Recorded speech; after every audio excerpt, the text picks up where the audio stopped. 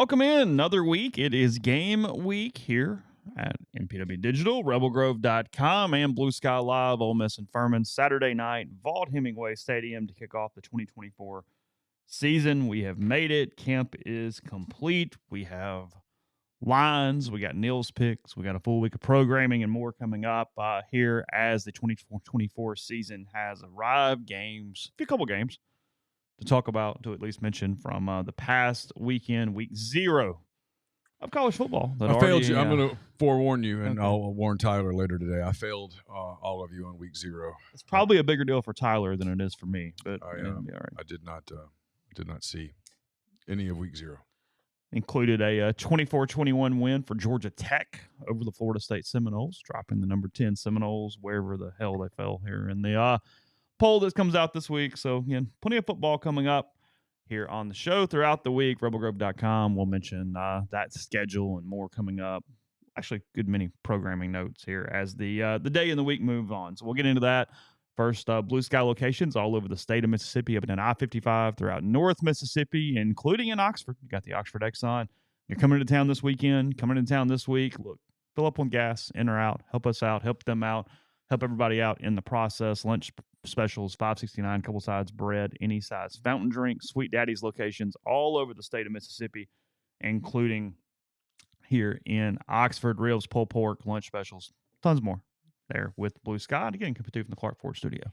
We are Clark Ford's in Amory, Mississippi. 662-257-1900 is that number. Call it. Ask for Corey Clark. Tell Corey what Ford product you're looking for. He'll send you a quote within 15 minutes in business hours. It's right to the bottom line.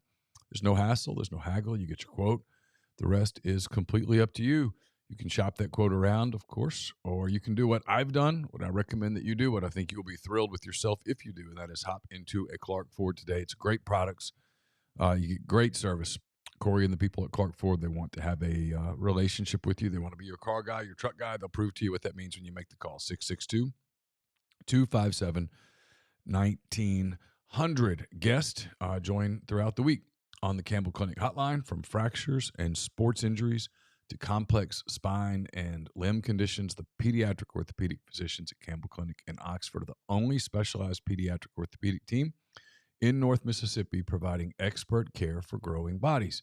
Visit CampbellClinicOxford.com to schedule an appointment or call 901-759-3111. Speaking of people helping people, do us a quick favor. You have a chance to win $500 when you do this. Go to BlueWirePods.com/survey. That's BlueWirePods.com/survey. Complete the audience survey about you, the podcast, listening habits. Again, chance to win a $500 gift card. Survey kind of helps us create a better advertising experience for the audience. In turn, you help this show as well. That's BlueWirePods.com/survey. Where all I have to do is answer some simple questions for a chance to win $500. Read the full terms, disclaimer, all that jazz. BlueWirePods.com/survey for that. You've had Wendy's nugs dipped in sauce, but have you had them covered in sauce? Wendy's new saucy nugs take the crispy and spicy nugs you love and turn them up to 11. Choose between flavors like buffalo, honey barbecue, garlic parm, or if you're a real heat seeker, try spicy ghost pepper only on Wendy's signature spicy nugs. I dare you. That's 7 delicious ways to try the nugs you already love. Pick a flavor, grab some extra napkins, and prepare to nug like you've never nugged before. For a whole new way to nug, it's got to be Wendy's at participating U.S. Wendy's. Sorry. Okay. Ghost pepper, ranch, buffalo, plenty. You wake up and piss excellence. Yes. All right. Probably good off the top. We're gonna get some lines in a minute. We're gonna look at the week that is. There's a lot of FCS games, but there are a couple of games that are not FCS related. Returning Neal's picks, all that kind of stuff. Neal, kind of lead us through. You wrote about it in 10 thoughts, but sort of the viewer schedule for the week as best you know it right now. Oh, okay. For our content. Yeah. So got a lot. Obviously, throughout the course of the week, it's football season, and our MPW digital content increases in football season pretty dramatically. McCready and Siskey will go to 3 days a week starting today. Today's show will be short because I've got a little medical thing I got to go do. But 3 days a week this week, Monday, Tuesday, and Thursday. Of course, we'll have Blue Sky Live, as we always do, Monday through Thursday. and then hand raise guys on Thursday evenings, kind of late afternoon, early evening. That 5 to 5:30 window for a start is probably where we're going to keep it for a lot of reasons. We will have on tape. I get confused on days I tape. None of that matters to you. On Thursday, we'll have MPW Digital Extra presented by Rustic Revivals. I've already taped this week's edition. It's actually already queued up and ready to go for Thursday. Thanks to our intern / producer, Caroline McCready, who helped me with that yesterday. So that'll be ready. Speaking of Caroline, she and Greg are back for season 5 of The Butcher versus the Dance Instructor. That will run on Thursday afternoons as well, typically between McCready and Siskey, and Pete's Pigskin Preview, which is ready to go for another season. Pete and I are going to tape on Tuesday nights. We'll get that to you on Thursday. So Thursdays, as we've over the years been pretty excited about, has turned into a pretty full day of programming. I think I'm going to put the MPW Digital Extra show at noon on the live stream. That'll lead into McCready and Siskey, which will lead into The Butcher versus the Dance Instructor, which will lead into Pete, which will lead into us for Hand Race Guys, presented by Comer Heating and Air, Southern Air Conditioning and Heating. By the time we finish up, there will be football on your TV screens. So, and we'll also have 2 podcasts that day, not video, but we'll do the show with Jeffrey in the morning. I'll tape with Martin Palomo, Mind on My Money, presented by Argent Wealth, on Thursday morning as well. So we'll have those to you in audio form. And then all of those podcasts that we just mentioned, all those live casts will be available in podcast form if you just want to listen and not watch. There's all that. Announced this morning, our MPW Digital post-game show presented by Realtree for a multi-year agreement with them. Really appreciate those guys. Been trying to work on this for a while, get it done, and just really thank Tyler and Bill and them for this. I'm excited about that. That's coming up as soon as this Saturday.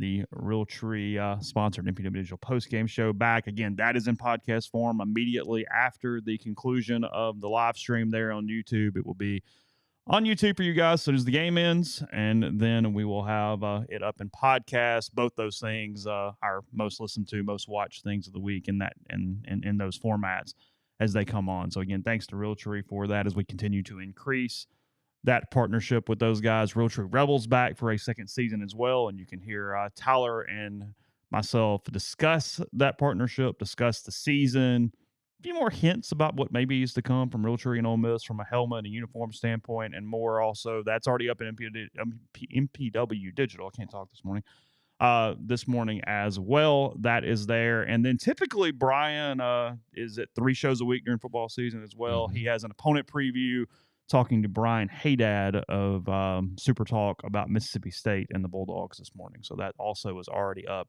in the feed. So plenty of content to you in a lot of different ways there with MPW Digital as we get to football season. And yes, the Josh Hendrickson show will continue as has been going on throughout the football season as well, because there's kind of other stuff happening in the world that we talk about. And yep, we're 25 episodes in on the Josh Hendrickson show. Gets really good numbers. I know people are reluctant sometimes to sponsor things that have political commentary, but if you're not reluctant and you just want numbers, we can give them to you. Holler at me. Yeah, I'm just gonna leave that alone. Okay. In the stream, not what you're saying. I was gonna answer a question and then I changed my mind on it. So, anyway, why are we talking about the McRib? Is that a McCready Siskey thing? What are we doing? No, why are we talking about them? I don't think I've had a McRib since like junior high school. Have they been around that long? Whenever I'm not even taking a shot. Yeah, I'm just curious. Whenever they were around the first time, I probably had one. Okay. It's great marketing because if they were on the menu all the time, most people wouldn't care. But when they come back and go off like that, people will make rib. Yeah. Look, it tastes fine, whatever. Like if you want to hate yourself for the day, there's many worse things you can taste and you can eat than that. It's cool. I get a little bothered by like the marks on it that are artificial that makes it look like it's the rib like or the char grill or something. Yeah, or whatever. Yes. Like, yeah, that's actually the least appetizing part of it to me is that, because that gets in your head. You start thinking, do I really want to know how this is made? And the answer is no. Well, you don't. No, you don't. Like anything else, they're chicken nuggets, recruiting, sausage made, you do not want the answers. You just want to enjoy the product. Don't want to give it too Blissful much thought. ignorance. Yeah, rib without bones. Exactly, Grind. It's a good word, though. McRib. Like it works. Just flows off the tongue. I had him on the Georgia Tech head coach, Brett Key. You've had him on McCready and Siskey, I believe, at some point, right? Is that correct? I can't remember. Yeah, you had Key on. Yeah. I'm pretty sure. Pretty sure we did. I know you didn't watch, but just when you see that they pulled off the upset, were you surprised? No. What'd you think? I was not surprised at all. They ran the hell out of it. I mean, just really controlled the line of scrimmage in a lot of ways. Carson and I were helping Laura take a bed apart, take it downstairs, take it to the street, take a new bed upstairs. We spent hours trying to assemble said bed. That sounds miserable. It was not fun. So 4:00 on Saturday, when I looked at my phone for the first time in hours and saw that Georgia Tech had won, I was not surprised. Tyler had, if you were listening to McCready and Siskey, you were not even remotely surprised. In fact, you probably cashed in. Tyler called that game a month ago. He was emphatic that Georgia Tech would win the game. And you could get Georgia Tech plus 10.5 or plus 360 on a money line on that thing. Yeah. 360. Yeah. Look, we talked about this a lot last season. I thought Georgia Tech was one of the best coached teams that we saw last year. They didn't have the talent to do it. And I thought Haynes King was really good last year. That game was always in hand for Ole Miss. And so you weren't really paying attention, if you will. But if you were paying attention, you saw Haynes King make some plays last year. And I think because we cover Ole Miss, we were sort of Ole Miss-centric on what that meant, which I think sometimes is a mistake because you're not paying attention to the other teams trying to. And they were doing some things. They were making some strides, and they had some success in the late half of the season last year, and culture and all of that stuff, and you know the rest.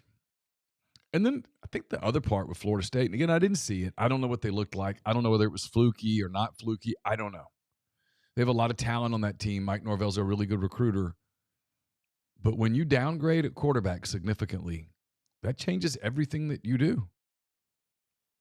And they went from Jordan Travis, who was a really good college quarterback, to a guy who's a really average college quarterback. He's played for a while now. He's average. They took the ball down on the first drive, mainly just running it.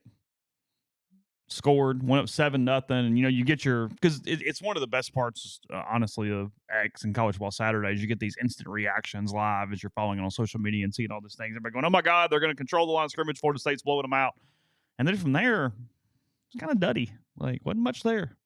DJ could complete a bunch of short passes, couldn't do anything down the field. It just was dink and dunk, and then I see here somebody said 14 possessions total. And we had it last year, but that clock running after first downs, 2-minute warning is new. It limits possessions. It limits sort of the flow in a way, depending on how you run your offense. You can really kind of grind it down if you just run the ball and try to bleed clock and make it a shorter game in a lot of those different ways. And the one thing that is my only negative to the clock thing, I think overall I'm probably positive by it, but just the quarterback play as far as handling your team is worse, and it makes for a more clunky product in the NFL because you're just not moving. Like it everything takes a minute, which is probably why I wish they still stop the clock after first downs, because the quarterback doesn't move the offense enough to kind of get going. That's my only kind of negative to it if I have one. Overall, good. No real problem, but I think I'm team new clock rules. Just because the old clock rules, the games were 4 hours long. But you're not cutting commercials, so you're just getting less gameplay. I know. I was just I'm doing it from the I don't want to sit in the press box. No, I get it, but I mean we're still the 2-minute warning took 3 minutes and 15 seconds. Yeah, I'm not surprised. I mean, so we cut 16 plays to trim time, give or take, something like that. Well, I mean, I can't remember who said this, but it's true. When you make something all about money, it's all about money. We're there. And we're there. We're there. Been there for a little while, but now we're officially there. So there's going to be some trade-offs when you do that. Not trying to be cynical or whatever, just being honest. When you make it all about money, of course the 2-minute timeout is going to be a TV timeout. Yeah, it was a really long timeout. Of course it is.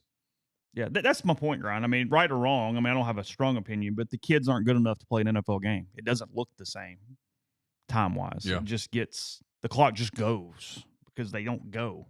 Yeah. Everything takes a second, and it creates – I mean, I'll be curious to see when, we'll get hurt. We'll get up-tempo stuff. Yeah, they would have done – that's my point. They would have done the longer commercials. The commercials are exactly the same. They just cut gameplay and then are bragging about the shorter game times, and it's like – no, I know. it's PR. You're well, I mean, you're not shortening anything except the time we're actually watching what we all came to watch. But most of the national media that covers college football is kind of PR. I mean, there's very few people that go, no, let's really break it down. What happened? Yeah. So, oh wow, it's a 3.5 hour game. Yeah, because you cut 20 minutes of gameplay. But the TV people, and they're the ones that pay the rules, they said these 4-hour games are killing us because we're having programming issues. We've got to shorten the amount of time that a game lasts. And so they did. It's where you credit the NFL is because they could charge and do whatever they want to do from a commercial standpoint, and they still make it about the viewers to some extent. Sure. They don't do 5-minute commercials. Now, they have a lot of commercials, but they're shorter and they flow in and you know what to expect, and it doesn't feel 100% that way. Yes. In a lot of ways. That's why people who watch both will tell you that if you don't have like a strong rooting interest, the NFL products is significantly better. It's more consistent. Now, part of the inconsistency is part of the charm of the college game. But when everyone concluded, and they did, there's a lot of revisionist history on this. When everyone concluded, and just about everyone did, that the games were taking too long, they had to do something. And they're not going to do the one thing that would make the most sense. They weren't going to eliminate commercials or make TV timeouts shorter because the price to play poker is so high. You're asking Fox and ESPN, ABC, whoever for these massive TV deals, and in return, then turn around and go, oh, by the way, can we do fewer commercials? That doesn't make sense. I would be curious if you could do that. Could you cut slots and charge more per slot? And I don't know. I mean, maybe. Yeah. I don't know. But again, it's about TVs and their partners above all else. Yes. And that doesn't make sense for either one of those things. That's why we're having these conversations. Because no one has actually stopped watching because of it. So they go, no. That's why we're having these conversations about breaking away. If you're curious, speaking of, I had this written. I forgot my notebook today, so I'm kind of flying blind a little bit. The SEC and Big Ten could account for more than 50% of all TV viewership in football this season. Says that last year they would have accounted for 57.2% of the sport's share of viewing if you included their new member schools and what they did last year during their games. Even so, the two leagues still combined to garner 43.5% of viewership, while the ACC and Big 12 accounted for 28.3% of the minutes that were consumed. Also pointing out Texas as an outlier here now they're joining the SEC. The Longhorns are among the priciest draws on college football's menu, with the average cost of a 30-second in-game spot during their national broadcast to be around $70,000 a pop. So about $70,000 for 30 seconds for Texas football on a national platform. Wow.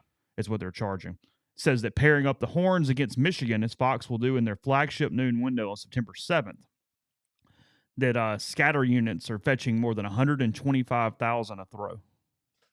So about $125,000 for 30 seconds for Michigan, Texas on September the 7th. I mean, if you're national and you're wanting to reach a lot of people, you're doing it there. They have not played each other since 38-37 in the 2005 Rose Bowl. Oh, yeah. So that is the last there, but just a two little... two massive brands. Yeah, of course. Yeah. So there's just a little...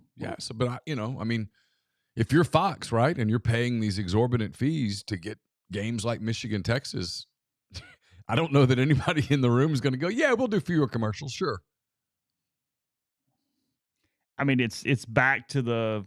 It's another area where the college football game has no collective bargaining. Yeah. The TVs are just in control. That's why the NFL goes, no, our product, guys, you're not taking us over. We do okay without you. Right. We need you, but let's figure out something that works. Sure. Well, that's different. That's professional. It is. And the college game is kind of renegade-y right now. It's like this thing, there's this new thing about one transfer portal window, which makes all of the sense in the world for everyone involved, except one group. There's one group that's going to go, we didn't sign up for that. We didn't agree to that. Here's a lawsuit. The players. I still don't get how companies can't make rules and you go, then go play somewhere else. You know what I mean? Like at some point, how does the player just simply get to go, we dictate freaking everything? They do, though. And, it makes no sense. But if you poll the populace, if you were to do it right here in the stream, the populace is pro-player. Until the whole damn thing crashes down and you look up and go, "My God, what happened?" They view the other as the man, if you will. And so I laughed at it all weekend. Every time it popped up, like, there's this new rule. It's going into effect. It's like, but someone's going to challenge it and they're going to win. Yeah. And yes, it makes all the sense in the world. Pick your window. I don't care. 40 days. Let it be. Because the way it is now is it's constant. There's no, and I know nobody cares because they don't really understand how many people in all of these programs don't make $9 million a year. They just look at the handful that do.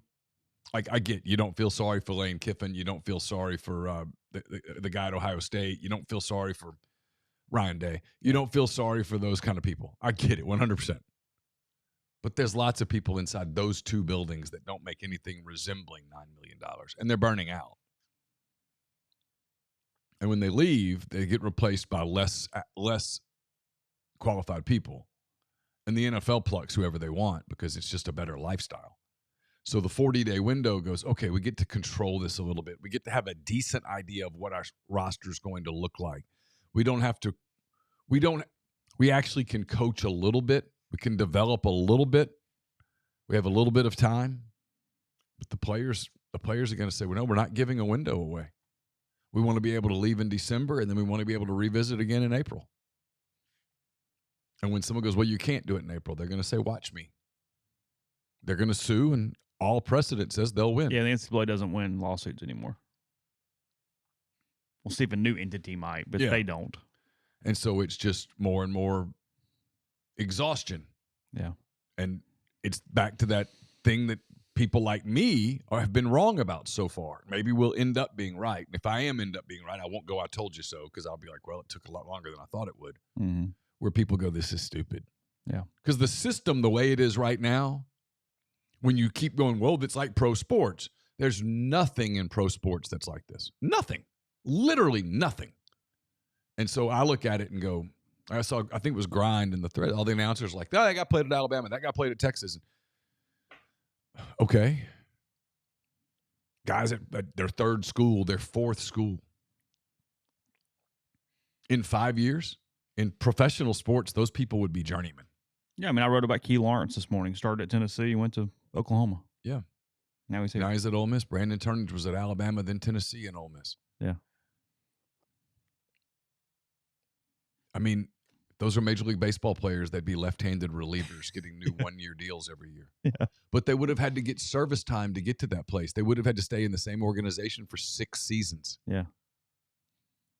There's nothing like pro sports. No. It's the one thing I'm really proud of Lane. He stopped doing it. He did stop. Well, I think because every time he'd do it, he'd probably hear me go,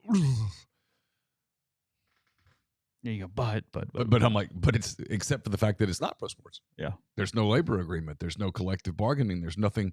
There's no draft. There's none of the things that make pro sports exist in this. It's just chaos. Yeah. To his credit, he and several others have absolutely mastered the art of navigating that chaos and made their program significantly better. That happens. But I don't know how anybody looks at 2 transfer windows in a year and goes, yeah, that's a great idea. Yeah, that's the way to do it. This is fantastic. Yeah, as you said, if your coach leaves, you still get that window. That's fine. Go ahead. Take that window. Yeah. That's good. So, and I'm kind of against that one. Yeah, I don't have a problem with that one. I'm fine. I mean, I'm not losing sleep over it, but it's, well, did you commit to a school or did you commit to a coach? And There's a window. I mean, then maybe you shouldn't go to a school if the only reason you're going to that school is because of one human being. Yeah, fair. I mean, that's just kind of my thought on it, because back in the day, not that long ago, I guess I'm seeing it as more of a middle ground. If you'll go the other way, Sure. then I'll give you that one. Sure. If you'll cut the April, then I'll play along. Yeah. I mean, I get people who go, what do you think? I'm like, I don't really think anything. I can see why the people inside the programs think this is insane. Yeah. Let's look at the week that is coming up for week 1 in a second. First, at the Citizens Bank, you're not just an account number. You're a valued member of the community. If you find yourself in the market for a loan, whether for a new car, mortgage, business, or checking your savings account, they're here to help you achieve your financial goals. Stop by and visit today at 902 Sisk Avenue, Suite E in Oxford, to discuss your options with one of their experienced bankers who values your unique financial journey and makes every moment uniquely yours. Your success is their top priority while you're here. Be sure to ask about the School Spirit debit cards and how they donate an amount per every transaction to the local school of your choice, whether it's the Oxford Chargers, Lafayette Commodores, or Regents Lions. We'll have hand raised guys to you on Thursday night. It's brought to you by Comer Heating and Air, Southern Air Conditioning and Heating. Different names, same great people, products, and services. If you live in Oxford, Batesville, Tupelo, or the surrounding area, call Comer 662-801-1777. If you live in Hernando, Memphis, or the surrounding area, call Southern 662-429-4429. I'll have a post-game column to you on Saturday night after Ole Miss and Furman. It'll be brought to you by Window Hero. From window cleaning to pressure washing, gutter cleaning, gutter guards, and everything in between, Window Hero has the experience, equipment, and expertise to make your property look and feel brand new. If you're in North Mississippi, let Window Hero make your home or business's exterior look amazing. Their experts are fully bonded and insured. Window Hero provides specialized equipment, exclusive cleaning solutions, a satisfaction guarantee, and they can clean up to 4 stories on buildings. Window Hero has locations in Oxford, Tupelo, Pontotoc, Holly Springs, New Albany, and more. Roby and Susan Allen are dedicated to helping Oxford and all of North Mississippi with their windows, gutters, and everything in between. So call Window Hero at 662-510-7077, 510-7077 to get an estimate or learn more at windowhero.com. I'll have a notebook to you on Saturday night as well. That's brought to you by our friends at Dead Soxy. Dead Soxy here to keep you stylish and comfortable on game day. Elevate your game day look with officially licensed Ole Miss socks designed to show off that Rebel pride while providing unmatched comfort. Join the Dead Soxy crew outside the pavilion near Vaught Hemingway on Saturday from 11 a.m. until kickoff for exclusive game day deals. Don't miss out on incredible savings. Buy 3, get 1 free. Buy 5, get 2 free. Also enter your name to get a free 7-pack, no purchase necessary. And while you're there, check out the Sockscription service. Get the latest Ole Miss socks before anyone else. Come say hi to the crew. Leave with the best socks in the game. And as always, stay Soxy. Ole Miss grads Hunter and Mimi Simpson formed Southern Q Sauce Craft Barbecue Sauce. We'll bring some of that up on Thursday night as well, show you some of the branding and stuff. It looks really cool. It's a great product. Crafted by hand in small batches to capture that tangy, sweet, smoky taste with just enough heat. The original recipe features the deep South flavors of apple cider vinegar, sweet brown sugar, tomato, and hickory. It's a blend of Tennessee, Mississippi, and the Carolinas with a sweet, smoky finish. I was trying to combine sweet and smoky into one word. Southern Q Sauce also has a variety of rubs: Old Faithful, Old Smoky, Honey Pecan, the Clunker, the Longhorn.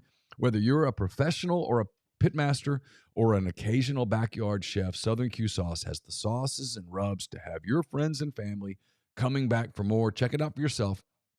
SouthernQSauce.com. Use the discount code Rebel Grove for 15% off your order. Podcast also brought to you by G&M Pharmacy, 662-236-2222. They deliver locally in the Oxford area, and they offer medicine. Free prescriptions the same day each month. Take care of you. One phone call, one delivery. You have everything you need when you need it with G&M. Also easy to transfer your medications.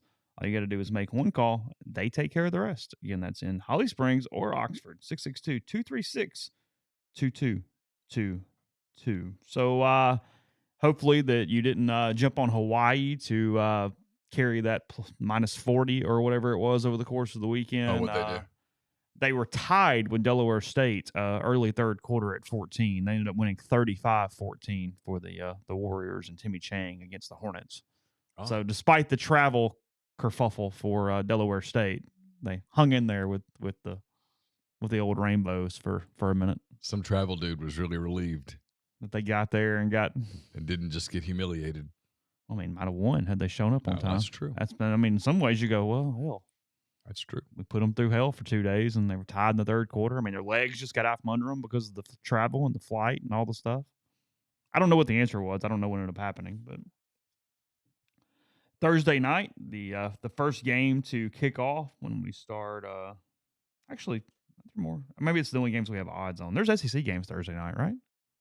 Yes. There's a game at 6 and a game at 6:30. I think Arkansas and Arkansas Pine Bluff are the first SEC game. I think that's at 6 on ESPNU, and then Missouri and Murray State play. I want to say 6:30, but it might be 7 on SEC Network that night. So, okay. Yes, football. I'm on OddsShark, and it's not only showing me 2 games on Thursday. I wonder because only 2 have like national lines. Probably. You think that's the why that's happening?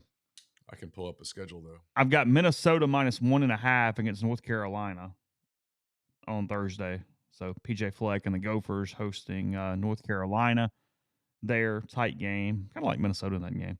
And then Coastal Carolina and Jacksonville State is the other game I'm actually seeing on OddsShark for odds on Thursday, for whatever that's worth. But you're probably not laying points with Arkansas against Pine Bluff at most places. I wouldn't think. You'd have to go really offshore. If you are, please find that number to call the hotline and discuss how you're feeling about that as time goes on. That would be BetterHelp.com. Yeah, that would be great. We'll get to them in a minute. Just you might need a little assistance. That's all we're saying. We love you. We appreciate you, but yeah. Campbell just sent me her fantasy football team. She called it. Well, texted about 6 o'clock last night and said, I need fantasy football advice. And I said, what advice do you need? She goes, my draft's in 2 hours. I said, good luck. You just said good luck? Good luck. She was picking 17th out of 20. So that's usually not a recipe to win. Out of 20? Out of 20, yeah. It's a big league. It's a big league. Why is she doing this? It was our work league. Oh, okay. That's why she's doing this. Okay. Yeah. And the winner gets $400. Okay. So she was hoping to. Why not? Hoping to buy a purse. Okay. I mean, sure. Fine. SMU surviving on Saturday too. The one other game that did have my attention. I was curious about Let Lashley and his ponies. Nevada controlled the majority of that game there in Reno before just kind of screwing it up. Frankly, they found a way to lose. Is what happened on Saturday. SMU comes back to win 29-24 with a late touchdown. So okay. Want to know. You were asking about Thursday games. There's a ton of them. Howard. Yeah, I've got them now. Howard at Rutgers. That actually starts the day. Yeah, Western Carolina at NC State. NCA&T at Wake Forest. New Hampshire at UCF. Jackson State plays at ULM. They'll get 15, 20 people at that game. Lafayette plays at Buffalo. Almost said Lafayette. Been here a minute. Fordham is at Bowling Green. Central Connecticut at Central Michigan. We have UAPB at Arkansas.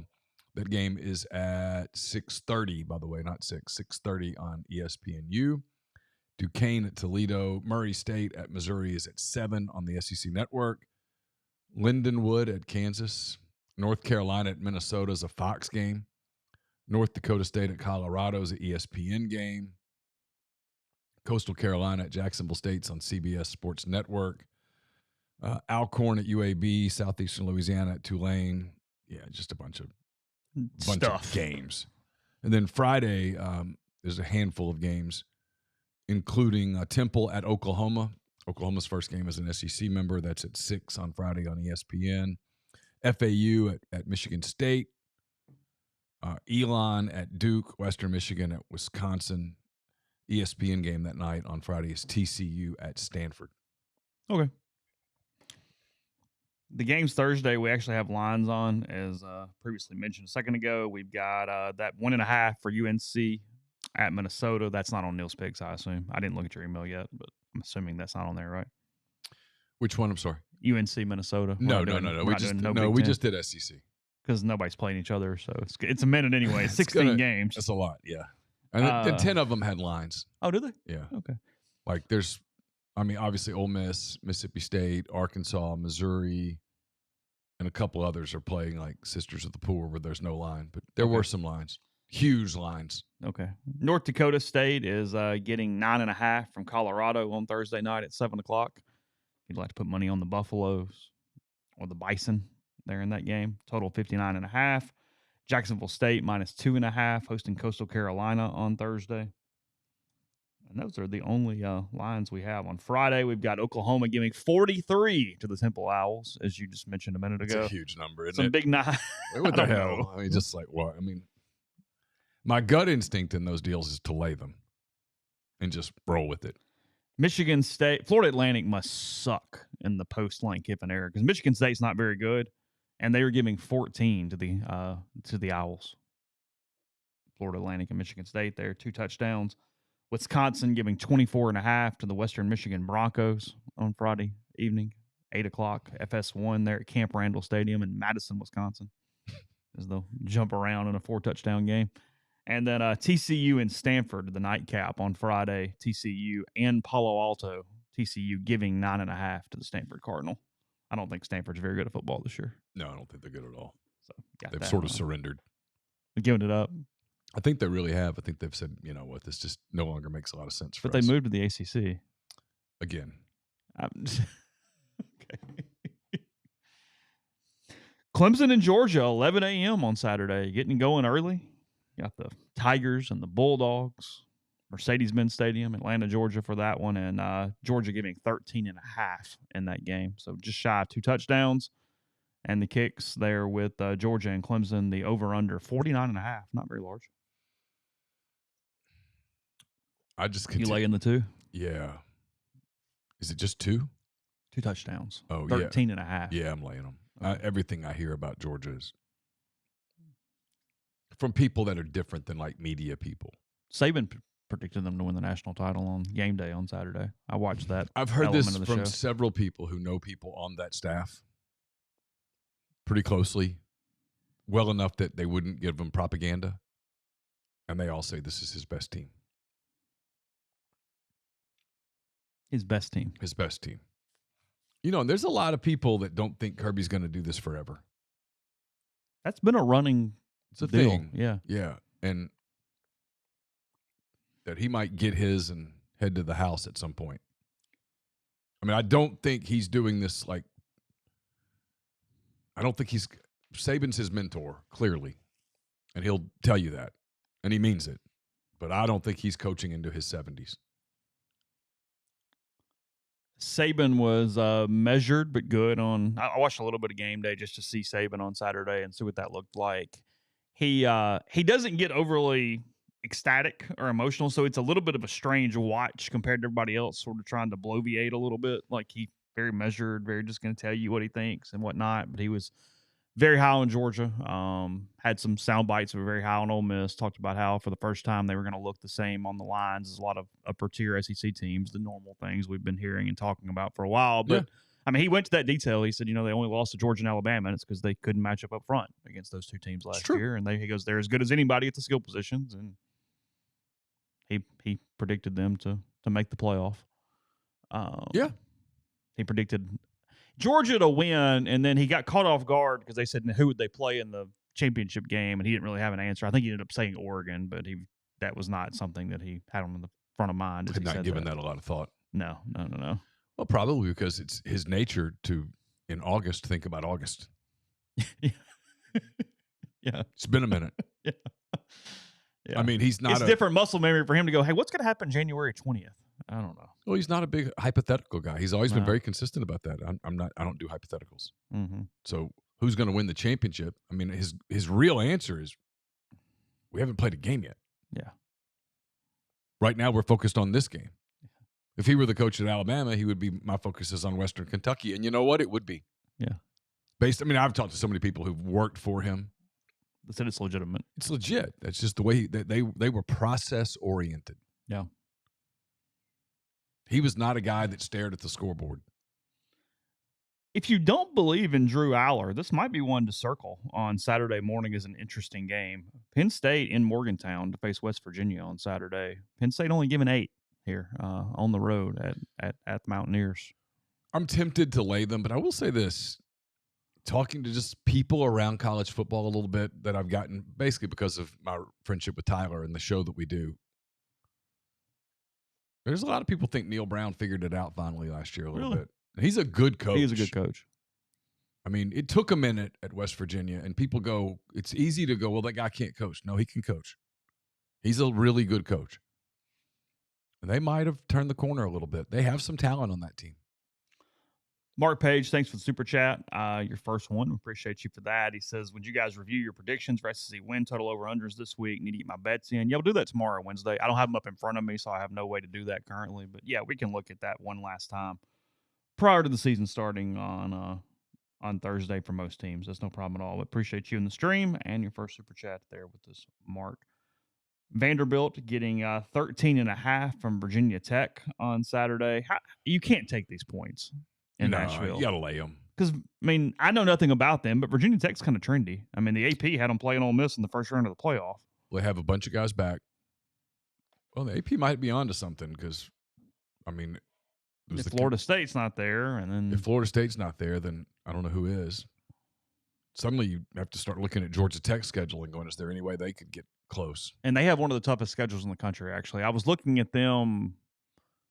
Probably we'll have it for tomorrow's show because we'll need content as the week goes on. I saw the USA Today ranked the 10 toughest schedules in Power 4 by returning win-loss from last year, and Georgia Tech was on that list. They were actually the hardest ACC schedule in the country. Oh. Because they play Georgia. Yeah. That factors into it. Yeah. And Florida State. So, like, you started off with 20 whatever and 0 or whatever that was. But before the season, if you told them, hey, you go 1-1 in the Florida State Georgia games, they take it.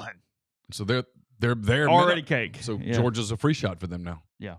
And they played Georgia really well last year. They did. I mean, being repetitive, he's a good coach. I mean, he's a guy that it will be interesting to see if they do well enough. And he's got a lot of SEC ties from coaching at Alabama with Coach Saban and stuff like that. You know, one of the SEC programs bottoms out. Mm-hmm. He might not be the sexiest hire in the world, but he Arkansas could do worse. But he might be a really good one. Mm-hmm. And then, you know, the question he would have is, I've been here, I've done this for a little while. Am I leaving here to go to Arkansas or South Carolina? I don't know. Just start over. I don't know the answer. Tennessee plays Chattanooga, plays the Mocs on Saturday at 11:45. SEC Network, no line on that game, obviously. Oklahoma State giving 10 to South Dakota State. A little sneaky FCS game there for Oklahoma State. Oklahoma State did not start well last year. They've got some weird games early. Montana State beat New Mexico on Saturday, by the way. Already got one FCS win over an FBS team. They won that one. Got paid $400,000 to go get a dub. To go to Albuquerque and win. Good start to your year. Yeah, it's a good deal. Mm-hmm. Good thing if you can get it. Ohio State giving 50 to the Akron Zips on Saturday. Do they want to win by 50? I mean, if you're laying 50 points on a college football game, God bless you. And then on the other side, if you're counting on Akron to score 7 points, you might be. So Ohio State's probably going to get into the 50s. Yeah. Texas laying 32.5 against Colorado State in the Rams on Saturday. Okay. Sure. Yeah, I don't know. Curious what the running back rotation looks like, some of that stuff if you're watching Texas. Yeah. Obviously, Quinn Ewers back for the Longhorns. Florida and Miami in Gainesville. That's a big game Saturday. It's a fun game Saturday. I'm really into this game. I've got a 2:30 ABC. I've got a sneaky feeling on this one. Miami minus 2.5. You're taking the Gators. I kind of like the Gators at home getting a couple points. I think I do too. My thought here is that they can just kind of go ahead and pop Miami's bubble too, and we'll all move on. Well, again, I know it's in vogue to say that Billy Napier's a crummy coach. There's nothing in his background to indicate that he's a crummy coach. Nothing. Just literally nothing. Sometimes it takes a minute at a place. Ryan makes a good point. Montana State was a 13.5-point favorite over New Mexico. Oh, really? So you got paid $400,000 to go somewhere and be the 2-touchdown favorite.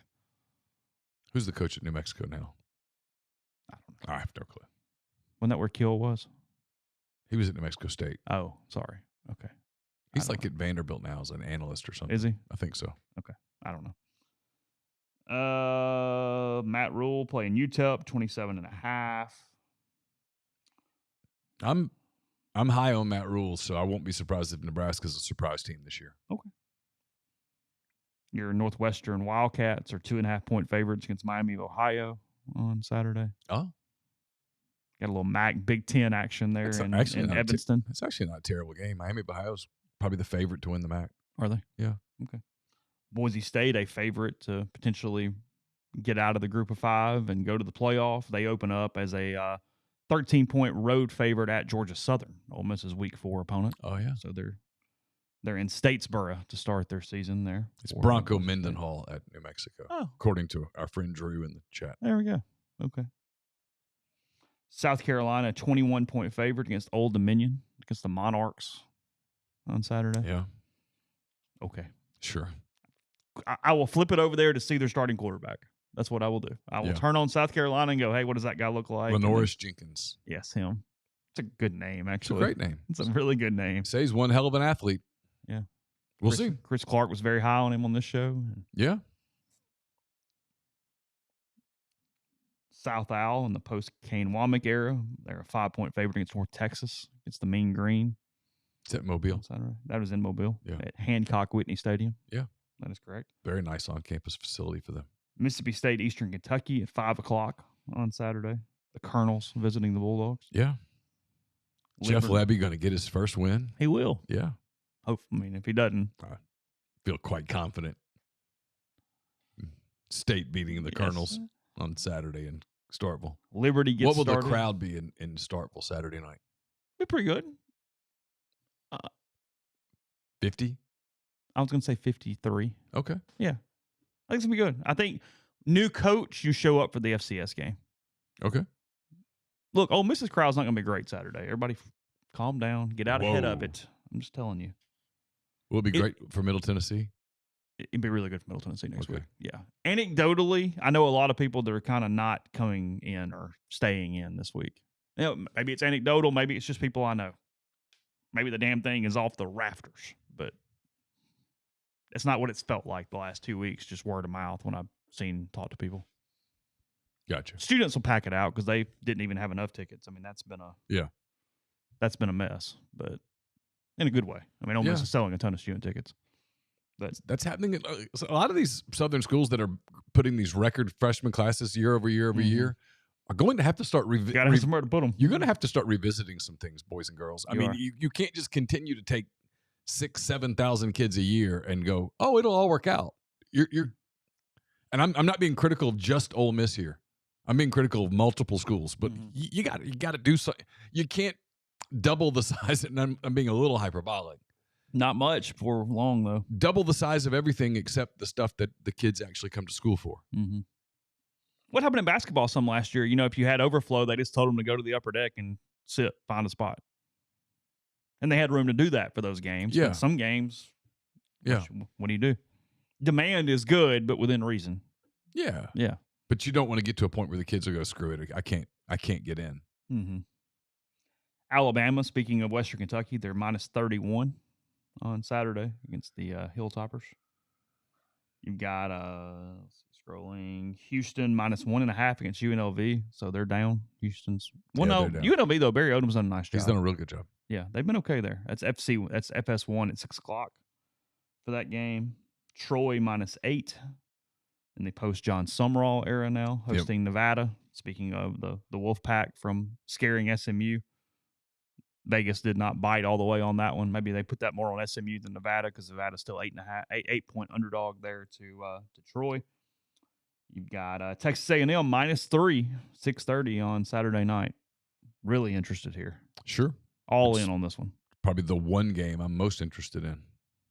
Obviously, other than the one I'm covering. In a way. Yeah. I mean, look, if I'm actively engaged in the football game that I'm watching early fourth quarter, something went really wrong for Ole Miss. Being serious. Yeah, in the fourth quarter, most likely your passing interest is like, oh, Austin Simmons, how's he doing? Throwing it around a little bit. Yeah. Okay, cool, sweet. Looks good. How fast can I get this column written? It's already written.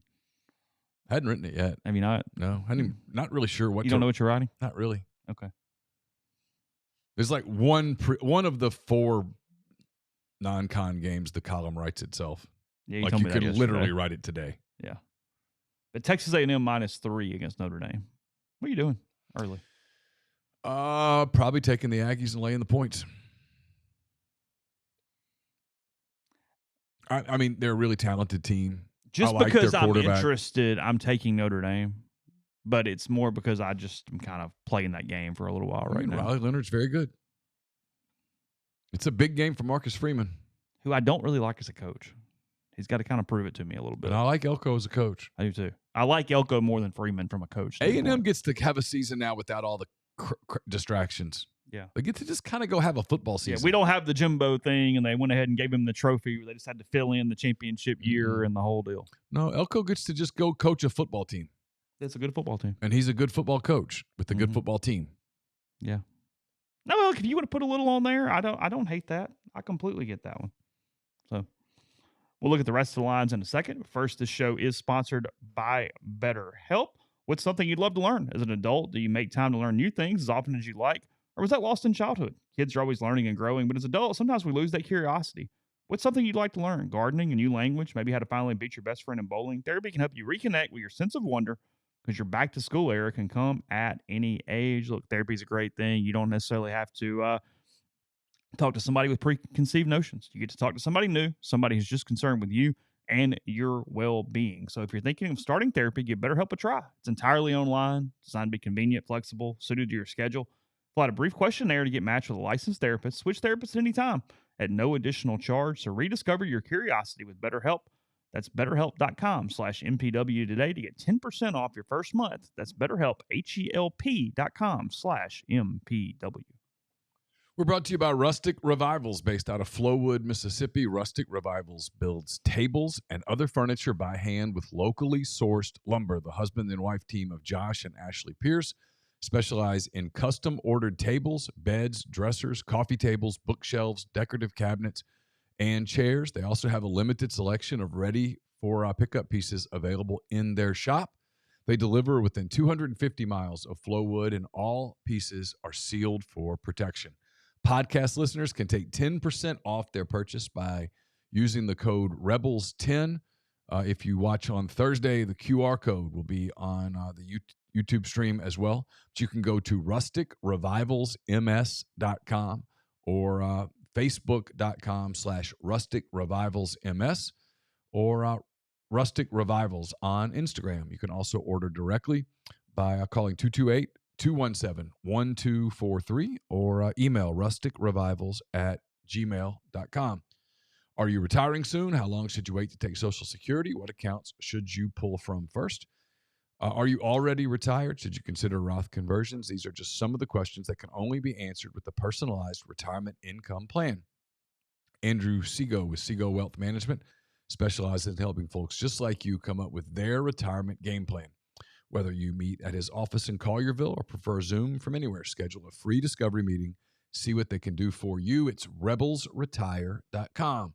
We're brought to you by Grenada Home Center. They've got paints by Benjamin Moore, Pittsburgh Paint, Farrell Calhoun, flooring of any and all types, stone countertops, whether you're looking for granite, quartz, or anything else. They've got window treatments from plantation shutters to whatever else suits your fancy. It's Grenada Home Center, 1301 Sunset Drive, Suite H in Grenada.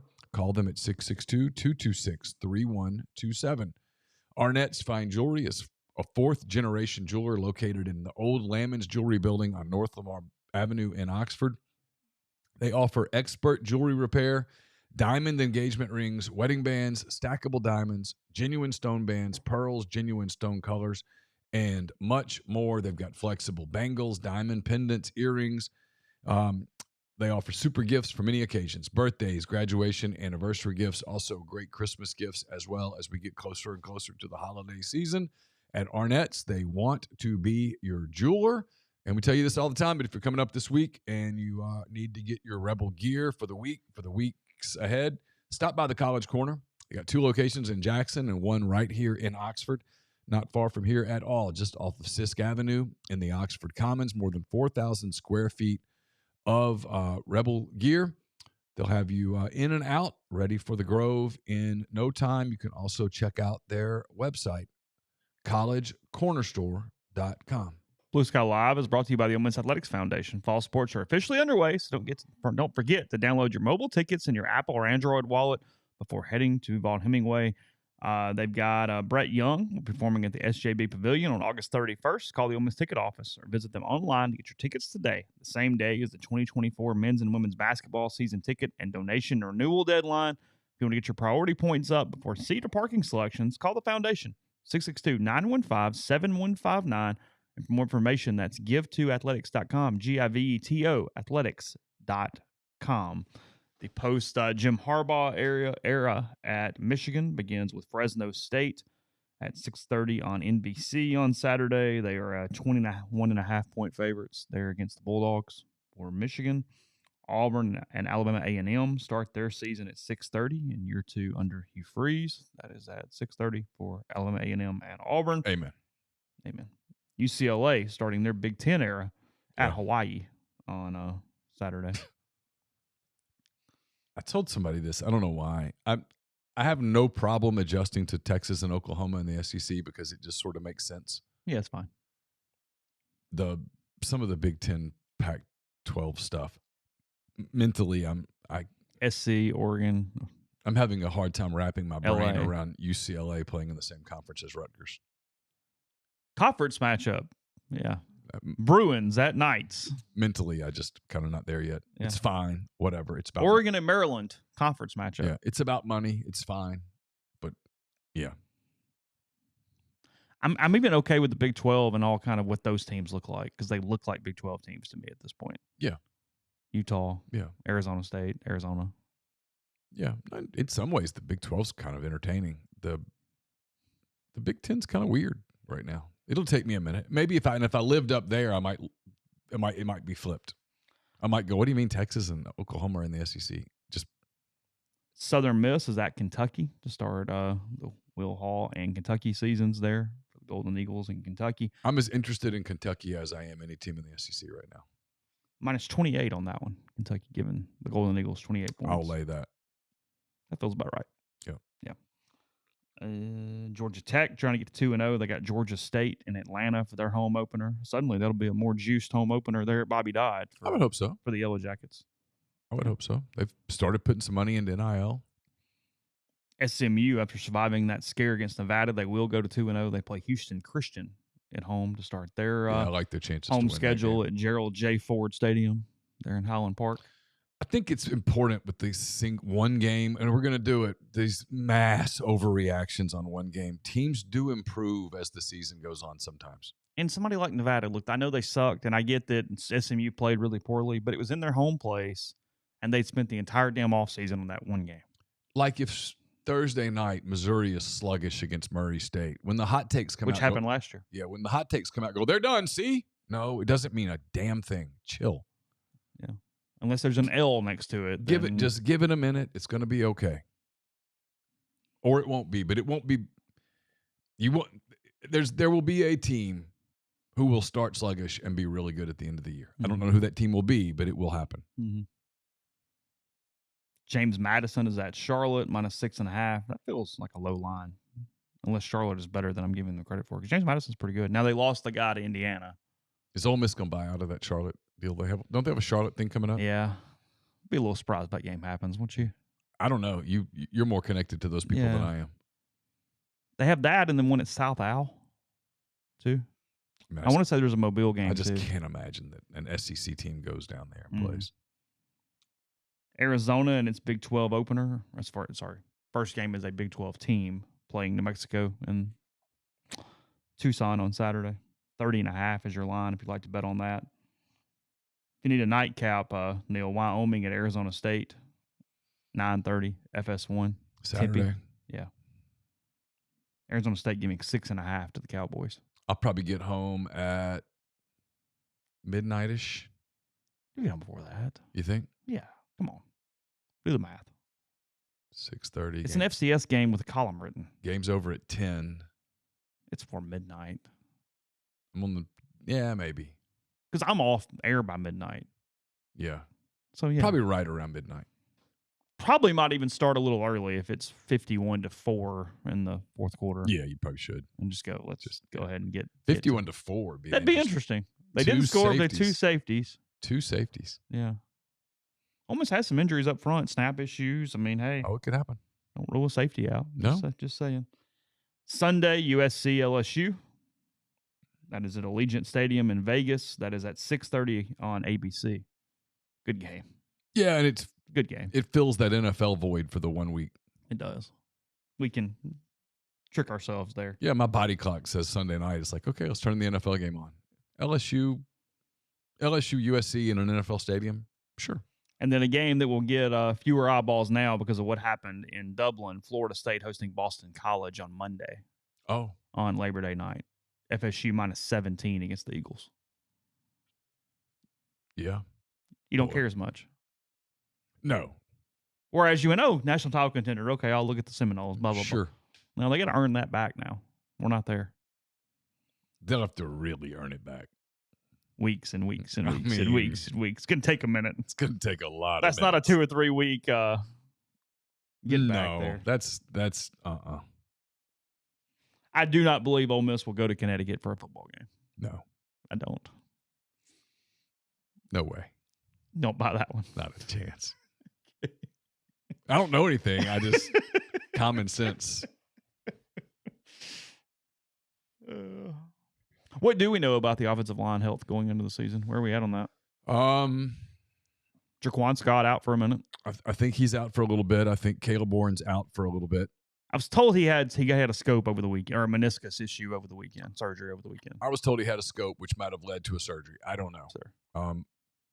Lane typically won't tell us these things.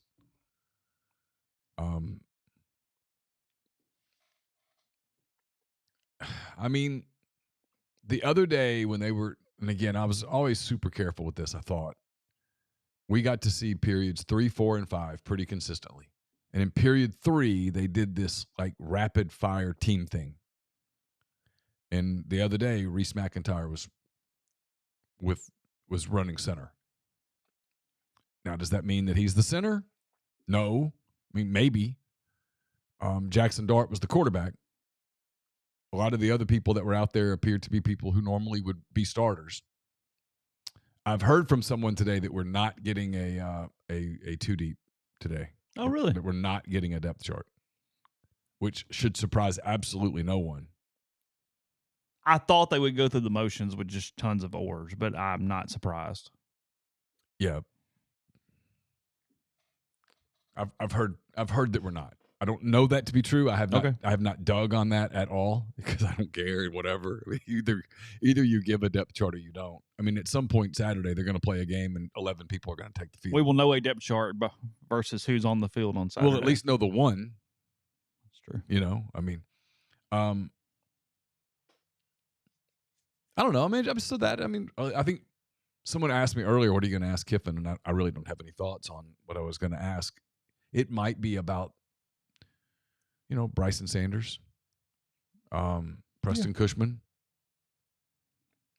How game ready are those guys? 2 offensive linemen they were excited about when they signed them. They both basically redshirted. They've developed. God, it feels crazy to say, hey, these guys have been in your program a whole year and not played. I mean, what is it?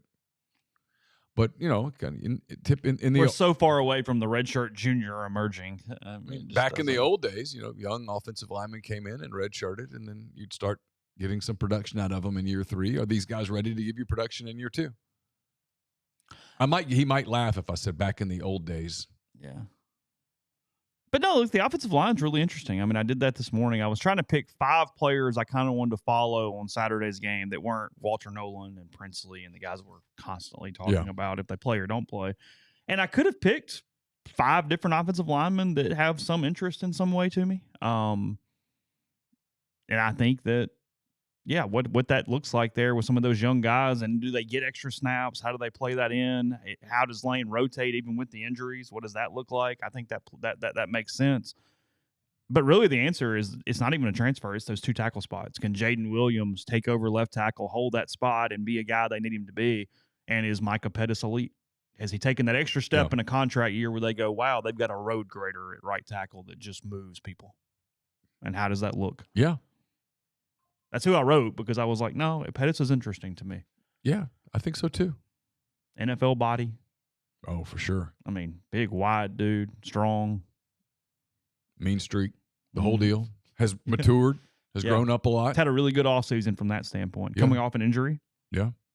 A lot there with Pettis. People forget he got hurt. He didn't play in that. He didn't play in the Georgia game. Yeah. He didn't play down the stretch when they weren't as dominant up front. Mm-hmm. Not that they were ever really dominant up front, but he was pretty dominant at times last year. Oh, and then he got hurt, and boy, you really saw his absence in the Georgia game. They wouldn't have won with him. Don't get me.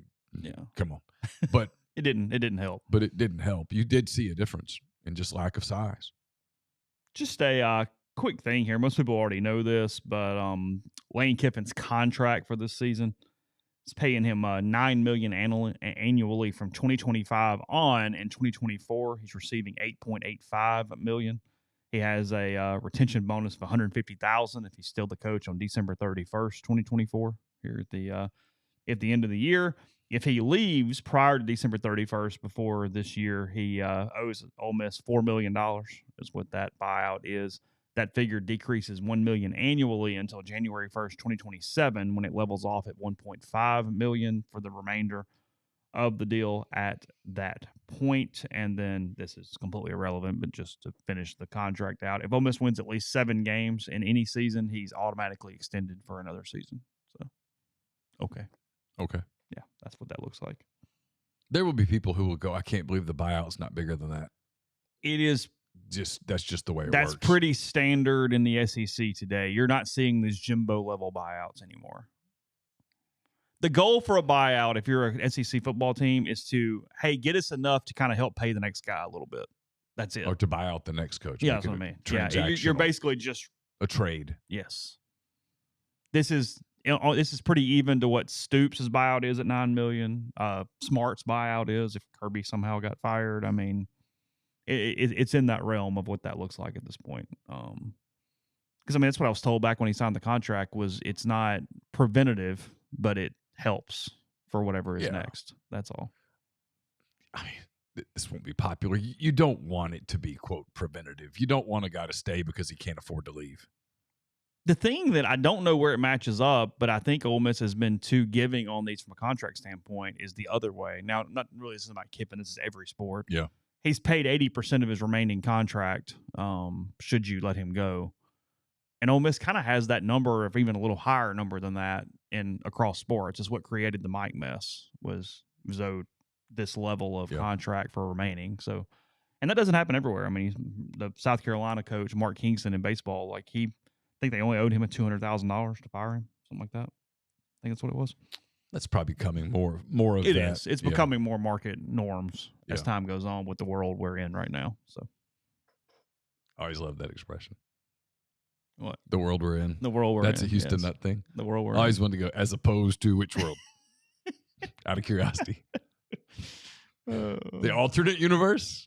Because if that's what you're saying, can we talk about that more? I left out. I'm going to a break. We'll come back. I laughed that world out we loud. live in. So I had a buddy send me the link on Friday to Jeffrey's YouTube because Jeffrey does play-by-play for MUS football on Friday, and they stream YouTube where it's just Jeffrey's face for the full 2.5 hours. So I'll flip it on and watch and listen to him. He does a good job.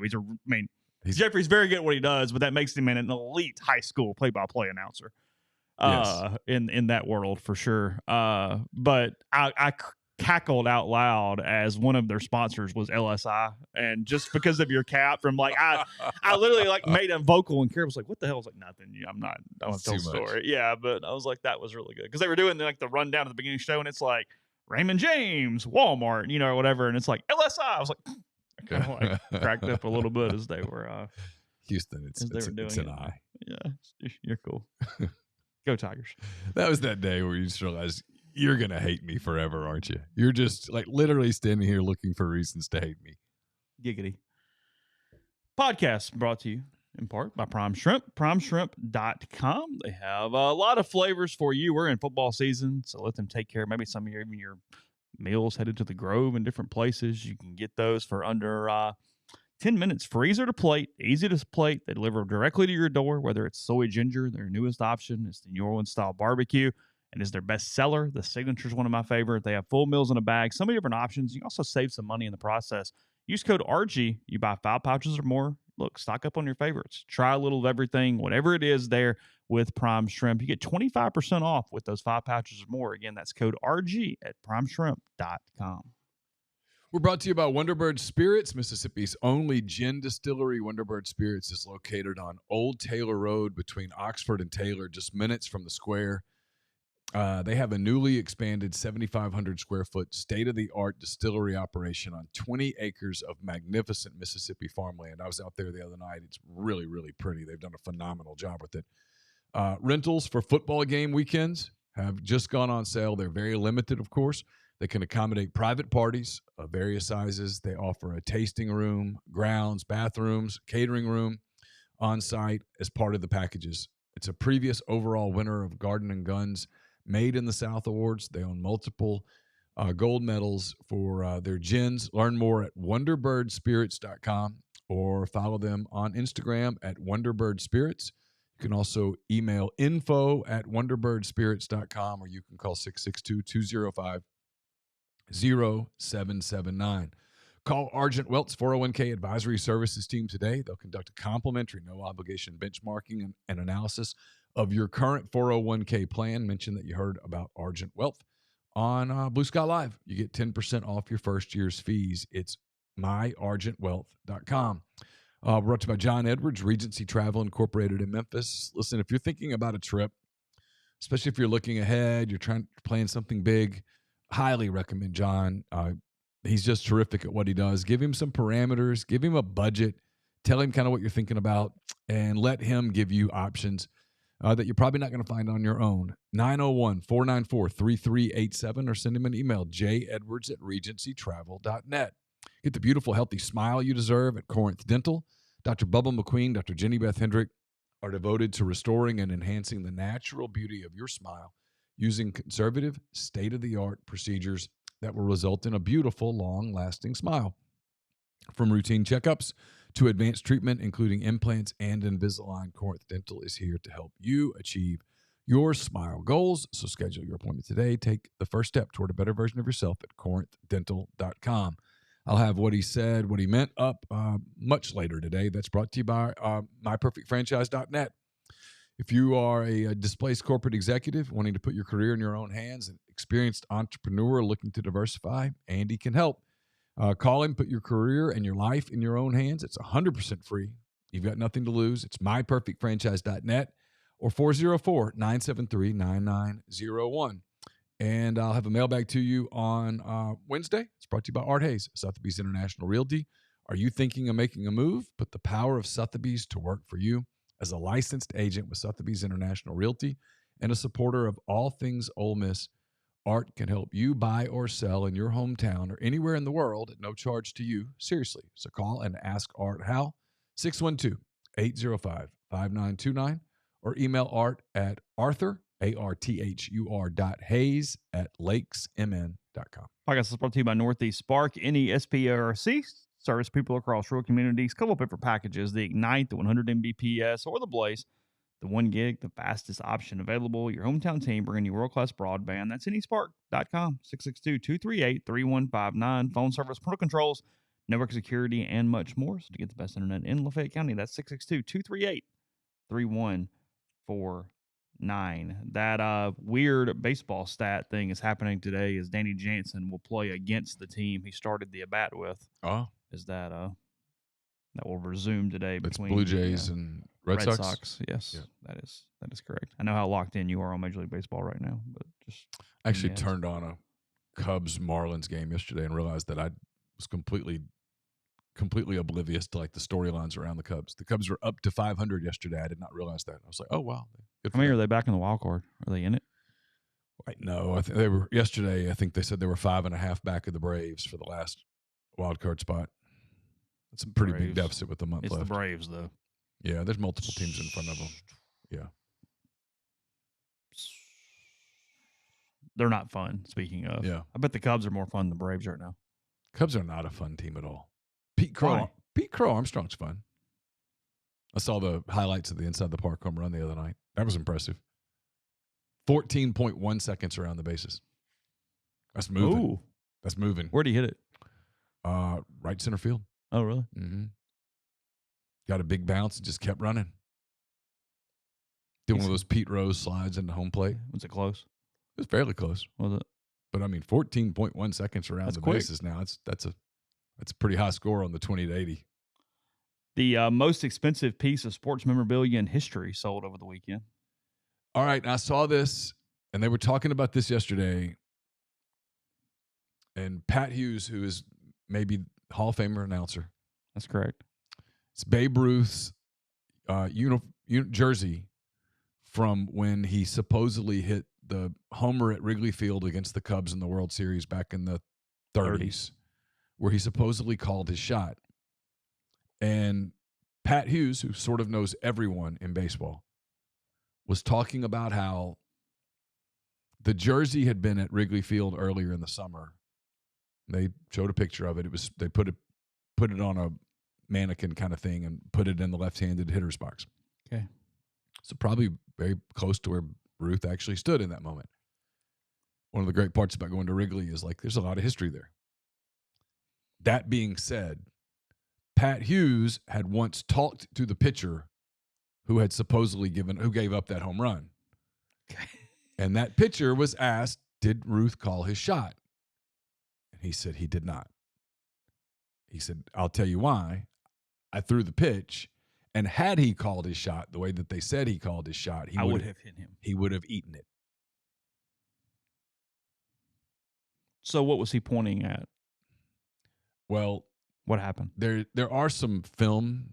Yes. It's very grainy. It's obviously wasn't HD. But there was some talk from the Cubs dugout, and Ruth was engaged in a conversation with the Cubs dugout. Okay. And when he hit the home run, very clearly as he rounds third base, he exchanges words with the Cubs dugout. But there's nothing at all involving his hands that indicate that he did the dramatic, here's where I'm hitting it. Just didn't happen.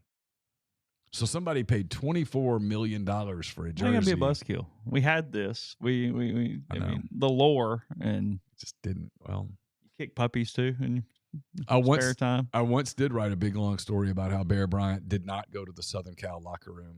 Oh, I know. Yeah, I knew that one. That pissed off a lot. How'd that go over? It did not go over well. People wanted that to be true, no matter what. Both sides. But it didn't happen. No, Dylan Cruz makes his MLB debut against the Yankees tonight. Not surprised. No, not even a little bit. Shohei Ohtani, the first ever DH to have 40 stolen bases in a season. He's good at baseball. Threw off the mound for the first time the other day as well. Only one other player has multiple seasons of at least 20 stolen bases as a DH. Shohei Ohtani has 3 20 stolen base seasons, including the only player to have 40. One other player in baseball history has more than 20 stolen base seasons as a DH. I have no clue. He did it in 92, 93, and 94. He also has 3, but he's also the only other player to have more than 1. Okay, I probably should know this. It's kind of in your wheelhouse time-wise a little bit, isn't it? Yeah. I mean, Harold Baines? It's a good guess. No, he does not have any. The players who have done it one time, Alan Wiggins in 1987, Cesar Tovar in 1975, Bobby Abreu in 2011, Gary Sheffield in 2007, Hal McRae in 1976, Don Baylor in 1978, Tommy Harper in 1975, Jose Canseco in 1998 are the players to do it once. Okay. The other player to do it 3 times is Paul Molitor. Oh. He was a great player. He tapped out at 31 for a high in 1992.